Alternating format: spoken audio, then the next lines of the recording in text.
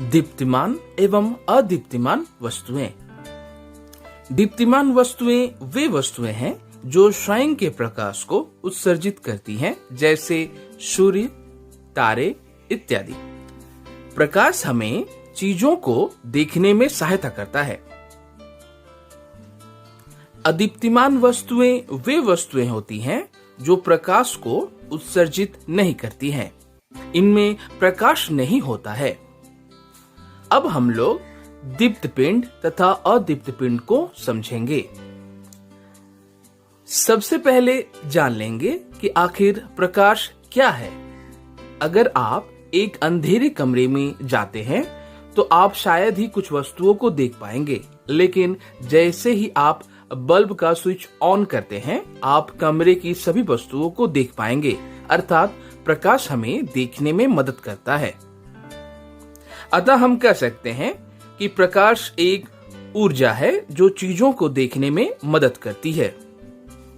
वे वस्तुएं जिनके पास खुद का प्रकाश होता है उन्हें दीप्त पिंड कहते हैं। जैसे सूर्य प्राकृतिक दीप्त पिंड है, लेकिन ट्यूबलाइट मनुष्य के द्वारा बनाया गया कृत्रिम दीप्त पिंड है।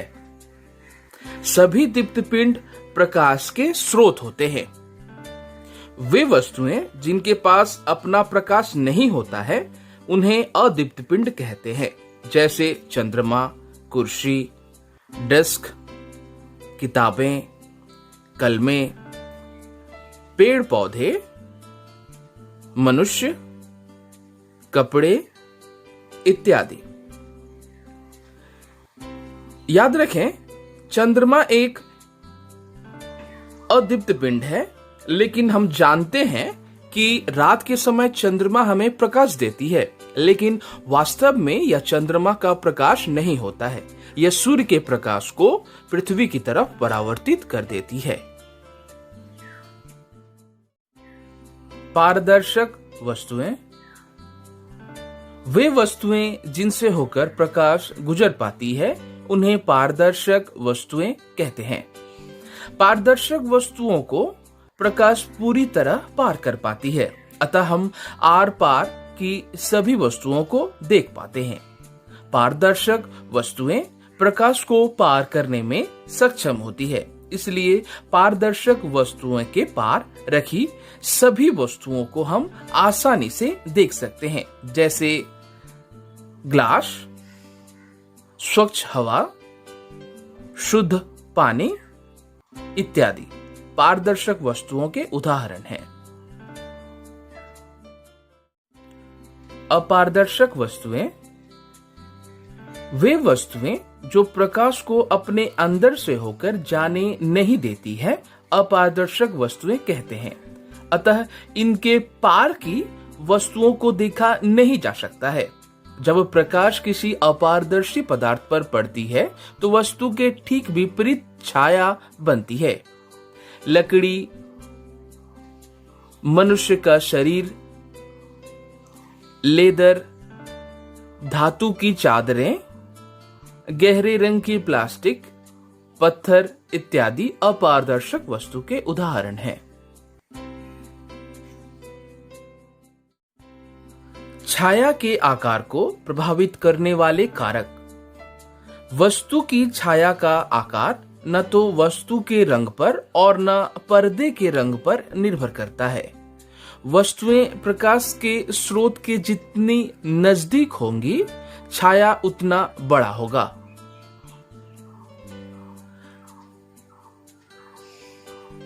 पर्दे को स्थिर रखकर यदि वस्तु को प्रकाश के स्रोत से दूर ले जाया गया तो छाया उतनी छोटी हो जाएगी।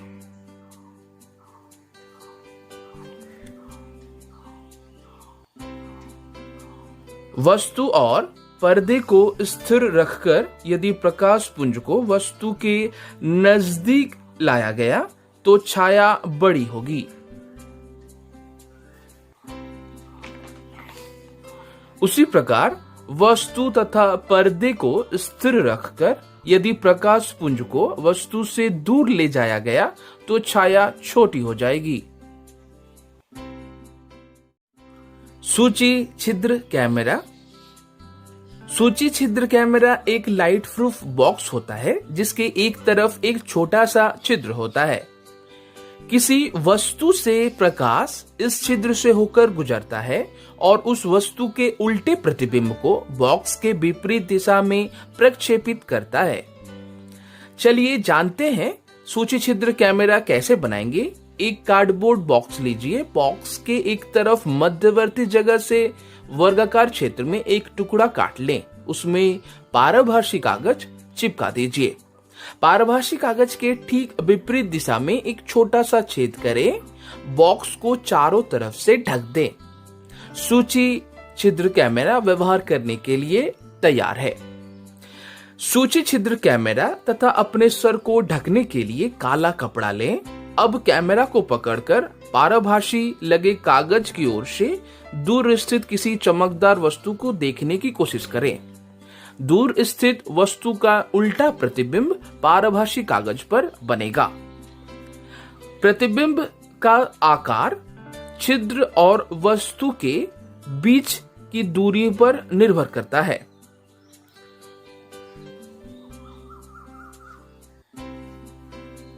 वस्तु और छेद के बीच की दूरी जितनी ज्यादा होगी, प्रतिबिंब का आकार उतना ही छोटा होगा।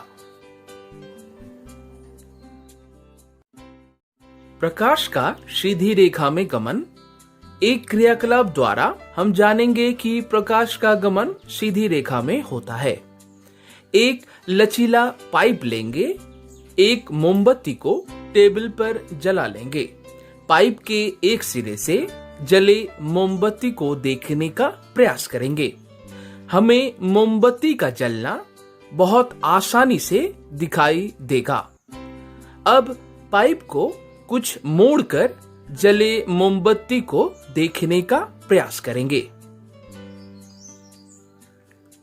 आप पाएंगे कि टेढ़े पाइप से आप मोमबत्ती की लौ को देखने में असमर्थ हैं। इससे यह प्रमाणित होता है कि प्रकाश सीधी रेखा में गमन करती है। छाया और प्रतिबिंब। प्रकाश के स्रोत के सामने जब कोई अपारदर्शी वस्तु रखी जाती है तो छाया का निर्माण होता है। जब हमारा चेहरा सूर्य की तरफ होता है तो छाया हमारे ठीक पीछे बनती है। जब हमारा पीठ सूर्य की तरफ होता है तो छाया हमारे सामने बनती है। छाया का निर्माण हमेशा प्रकाश के स्रोत के विपरीत दिशा की ओर होता है। हमारी छाया का निर्माण इसलिए होता है क्योंकि प्रकाश हमारे शरीर को पार नहीं कर पाता है। छाया सिर्फ पर्दे पर देखी जा सकती है, जैसे भूमि, दीवार, घर या किसी दूसरी सतहों पर जो पर्दे का कार्य करती है।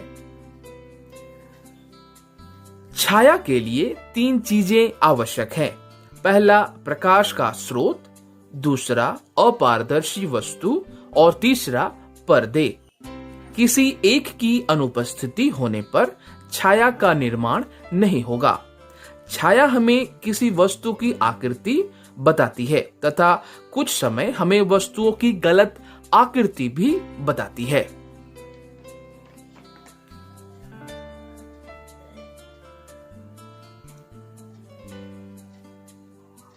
अब हम जान लेंगे छाया और प्रतिबिंब में अंतर।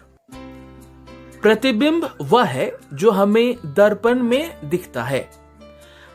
छाया एक काला धब्बा है जो अपारदर्शी वस्तुओं के द्वारा तैयार होता है। छाया रंग बिरंगी तथा चमकदार नहीं होती। प्रतिबिंब का बनना प्रकाश के परावर्तन के कारण होता है।